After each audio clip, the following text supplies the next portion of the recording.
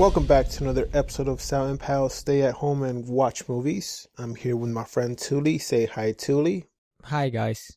And today we're going to be reviewing a movie that is now available on Blu-ray. This movie is called Searching, and it came out in 2018. And just a fair warning, there's going to be spoilers up ahead, so you've been warned. After his 16-year-old daughter goes missing, a desperate father breaks into her laptop to look for clues to find her. So I'm going to start off by going down my pros like I always do. This movie, just so you guys know, I did actually go see it in theaters. This movie, to me, seems like it was way better than like Unfriend Me or any of those movies from the point of view of the computer looking outwards onto the computer user. This movie has a high level of suspense, and to me it seems like it's a Hitchcock worthy level. The suspense is there. It's really intense. Even when I watched it in theaters, I was on the edge of my seat when I first saw it in theaters back in 2018. And I even told Touly when I saw it, I'm like, we should have actually reviewed this movie instead of the movie that we reviewed for the podcast. I think it was a Happy Time Murder movie, but I digress from the podcast review. So back to my review. The acting, to me, it was amazing because we know John Cho who plays David Kim in this movie as the father. We know him from different roles as a comedian, from Harold Kumar. But in this movie, when he's in father mode, he's amazing. He does sell it that he's desperately seeking to look and search for his daughter. Does sell it that he has lost touch with his daughter after his wife died from cancer. And we do see this tethering from his daughter being lost through the movie, and we do see it in this small montage of pictures and videos from the computer. I mean, it's not like flashbacks or something, but we do see home movies and stuff like that archived on the computer. So it's this whole thing that you see from the computer point of view, like it's archived, and it does seem like it's a recovery effect from the computer, but we see it from his point of view as he's going through and deleting some things, and it's slowly there, but it does creep on you, and you do see the element built up, and his character does develop. We do have Michelle Law, who plays Margot, and this is her debut, and she's amazing, and she nailed it. I mean, she does sell the hurting teenager that,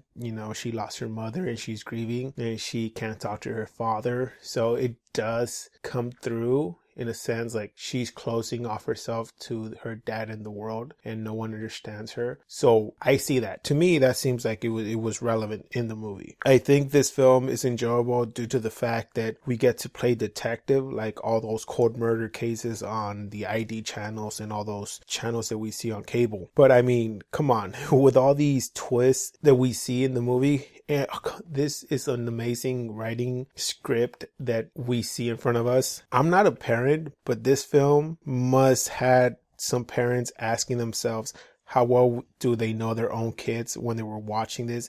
And by the end of the movie, I'm pretty sure they got home and they were telling their kids, you make me a list of all your friends and their parents and their contact information right now, just in case something happens. So, like they'll be ready. But I mean, you never know, like things like this might happen or they might not. You might have contact with your kids. For all you know, like you have all this communication with your kids, but it's hard to tell where the boundaries are, like where your parent friendship starts and ends, and then, where their private life starts, with their friends. So to me, this movie, that was that hardcore reality check as a parent. Moving on to my cons, it's kind of hard to believe that David would only have contact with Detective Rosemary Vick and no one else would actually talk to him about the case. Is she the only person who's telling you about the case? I'm pretty sure there's other people around. You didn't talk to anybody else and get this hint of like, hey, maybe she's doing something weird with the case, or maybe this is just him being blindsided because he was just focused on, finding his daughter. I mean, I would understand that, but just to basically be just focused on just one thing and not pay attention to these other clues, that was a little, to me, that's the only thing, because I mean, I can't think of anything else on the con side of this movie. So that's my only bad thing about this movie. There's nothing else that I can actually think about else than, I mean, the length of the movie was okay. It was decent. I mean, I didn't think it was too long. The pace was well. Yeah, I mean, the twists were there, so I really didn't think it was too long, because every time it started slowing down, there was the twist, and then it started picking up again, and when it started coming down again, another twist. So to me, it just was the perfect length. It kept you on the edge of your seat. So with that, I'm going to pass it on to my friend Touly, see how he saw this movie and what grade he gave the movie.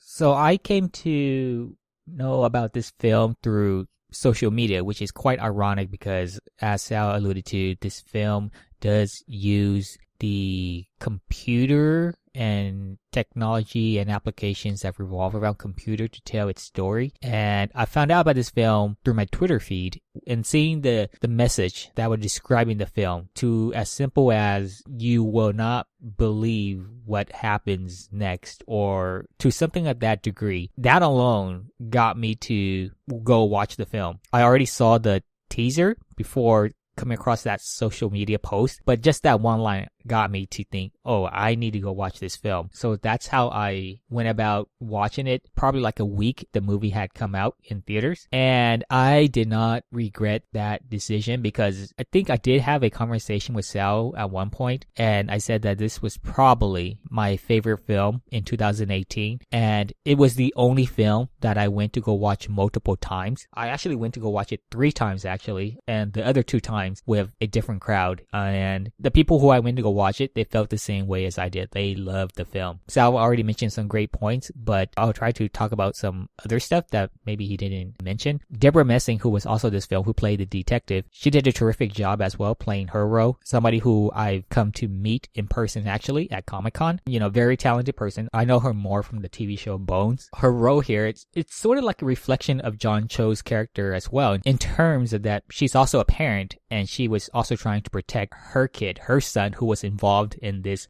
story as well. She didn't have bad intentions, but because she was using her position as leverage to get through her and her son's situation. I started to speculate it was a way for the movie to deceive the audience that she was innocent, that she wasn't a suspect in the whole grand scheme of things. But there were hints here and there that if you paid close attention enough, that you might have started suspecting her, that she was somehow involved with this. Although I did sort of see this my first go around, the second time I went to go watch it, the third time, then I started to realize that, yeah, there were hints in there. There were little stuff that you could have picked up to kind of be the detective yourself and come up with the reason as to what could have happened to the daughter and who was involved in her disappearance. And also the brother, who played a really crucial part in being sort of like the parent figure to Margot, because David was too absorbed in, at the time, the loss of his wife. And that opening sequence where you just see the computer and the sort of experiences and memories they were able to preserve on it, going through it before the death of the mother. It was very heartfelt, and it sort of gave me the vibe of like Up, when you saw what happened between the husband and wife. But like I said, in this sense, you kind of saw it from the computer perspective. And to me, it was really, really well done. The movie is well paced at around an hour and 40 minutes long. And it goes to show that if you're able to just include what is necessary to tell your story, that you could pack a lot of content within a limited amount of time. And an hour and 40 minutes was, to me, ideal for the sort of story that they were telling for it. And also the fact that this movie was on a really, really small budget. I think it was less than $1 million. It goes to show the sort of sacrifices that people who were involved in this movie were willing to make to not just make a film that was riveting and very engrossing, but to tell a message too. As Sal pointed earlier, parents who might have overlooked what their kids are doing, not knowing who they're involved with, not keeping a close relationship with until maybe it's too late. And from the other perspective too, as a child, for making an effort to be honest with your parent as well about how you feel, and to have that communication line open in case something bad happens. I think this movie serves a great message from both the parent's perspective and the child's perspective. But yeah, the movie was extremely intense, especially that stare down at the end between David and the detective. That scene just like lingered. It was just there, and you just finally saw the detective gave up because she knows she got caught. This film to me was a definition of how to tell a story with a great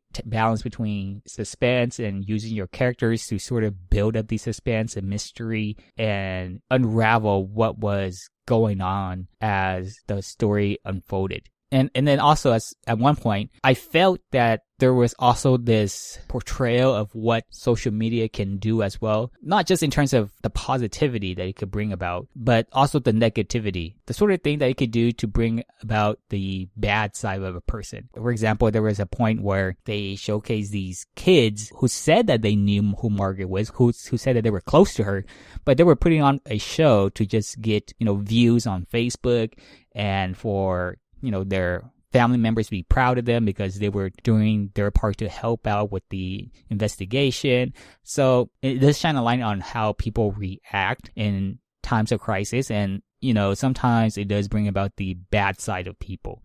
So it was nice that they showcased that because there's always two heads to a coin, so they say, and they showcase both sides in this movie regarding the use of technology and social media to demonstrate that. In terms of what I didn't like about the film, it does kind of align with what Sal said about David, John Cho's character, in that he could have probably done a little bit more to speed up the investigation or be aware of the situation.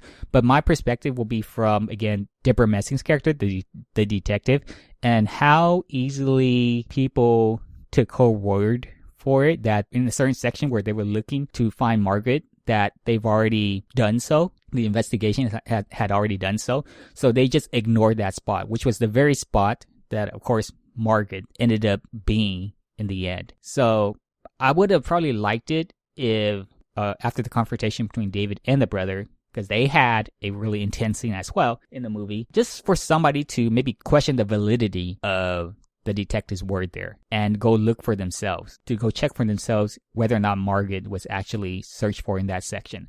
I would say that's probably the only thing that I could think of that sort of got me, that sort of pulled me out at the moment while watching the film. But other than that, again, for a film that was very well paced, a story with a very simple premise, really. It's not that overcomplicated, but it's the way they went about telling the story. I would highly, highly, highly recommend this film to anybody who has not seen it. And for me, it's a film that I can easily recommend to anybody who asks me, hey, I'm in a mood to watch a film. Can you recommend anything for me? This is easily one of those films. So I'm going to give the film a 9 out of 10 because I loved it that much. I totally agree with you. First of all, this is the director's first movie that he directed, and it's amazing that he knocked it out of the ballpark with this. Second of all, this movie, like you said, you can just recommend to anybody, but I would highly recommend it to parents. And I'm just going to give it, I would say, a solid 8.5 out of 10. And I'm going to say that there's not enough words to say that, like, I can watch this movie at any time and just be captivated. And you can, if you keep watching it, there's a lot of things in there that just hint at what the movie is. And like, there's a lot of misdirection that just basically throws you off course or tries to just deviate your attention. But if you focus really hard enough, like you said, you can become that detective and you can solve the mystery yourself even before the end of the movie. There's hints throughout the movie from catfishing, fish and chips, and stuff like even the mascots of the high school. It's a catfish. So all those things, it's just in there. So